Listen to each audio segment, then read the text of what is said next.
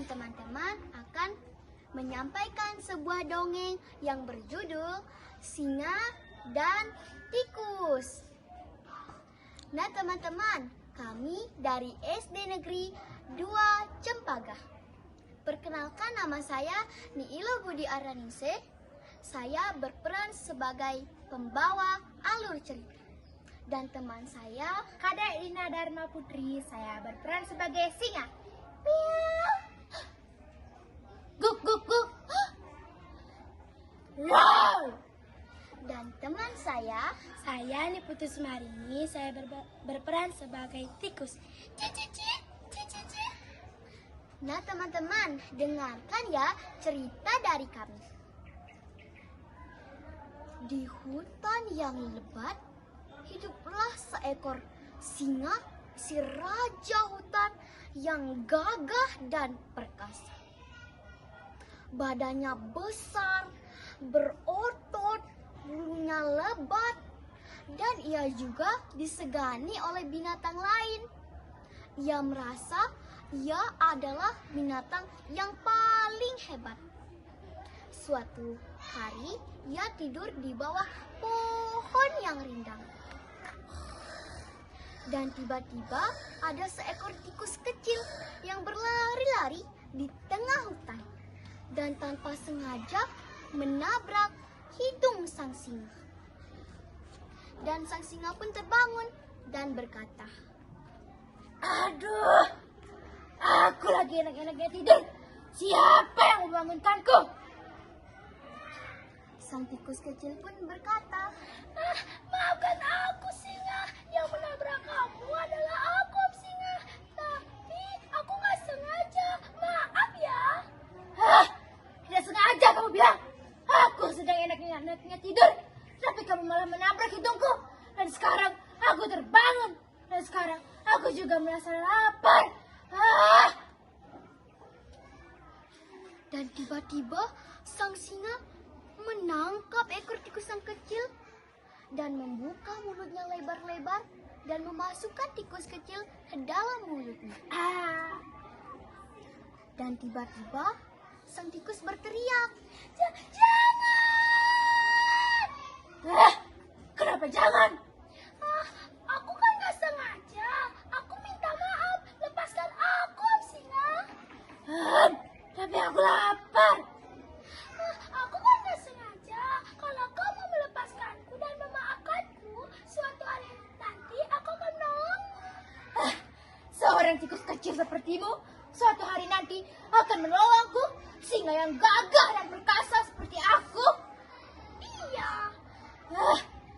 Tikus kecil, kamu memang pandai membuat lelucon. Sekarang aku akan memaafkanmu saja. Dan sekarang kau pergilah. dan sang singa melepaskan tikus kecil. Sang tikus kecil kemudian berterima kasih kepada sang singa, kemudian melanjutkan perjalanan. Hari berganti hari. Tiba-tiba hutan digegerkan dengan suara minta tolong. Tolong! Tolong! Tolong aku! Tolong! Tolong! Banyak binatang yang tidak mengetahui suara siapa itu. Dan tikus kecil yang berada di semak belukar mengetahui suara itu dan berkata, Aku mendengar suara minta tolong. Sepertinya aku mengenali suara ini. Ini kan suara sang singa. Sepertinya dia membutuhkan pertolongan. sang tikus kecil bergegas berlari sekencang-kencangnya.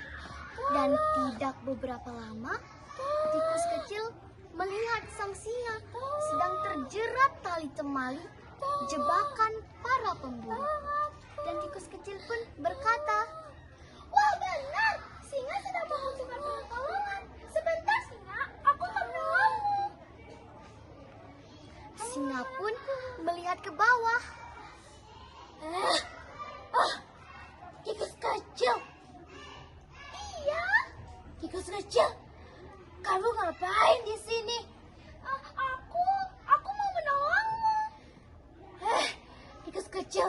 kamu memang lucu. Tetapi sekarang aku sedang butuh pertolongan. Iya, makanya aku kesini. Aku mau menolongmu. Menolong bagaimana? Aku akan melepaskan tali itu darimu. Aku akan menggigit tali itu sampai putus. Kemudian kamu bisa melepaskan diri. Tikus kecil, dengar baik-baik ya. Aku ini seorang singa yang gagah dan besar. Aku memiliki gigi yang besar, gigi yang kuat, dan taring yang tajam. Gigiku saja tidak bisa melepas tali-tali ini. Apalagi kamu, seorang tikus kecil. Tikus kecil tidak menghiraukan perkataan singa dan mengambil tali dan menggigitnya dengan gigi-gigi kecilnya. Setelah itu, tali itu pun terlepas dan sang singa pun terbebas. Dan sang singa berkata, Tikus kecil, maafkan aku telah meremehkanmu. Aku pikir karena kamu kecil, kamu tidak bisa menolongku. Ternyata kamu bisa. Terima kasih ya. Sama-sama, singa. sang singa pun akhirnya sadar bahwa ia tidaklah boleh meremehkan orang. Bahkan tikus kecil bisa menolong seekor singa yang besar.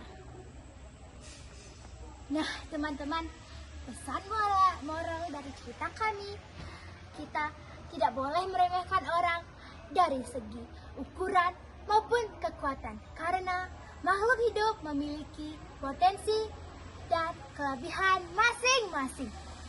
Dan agar kita juga bisa saling tolong-menolong, berterima kasih, serta menghargai satu sama lain, sehingga tumbuhlah persahabatan yang tulus. Sekian, dan akhir kata kami ucapkan Om Santi Santi Santi Om. Terima kasih.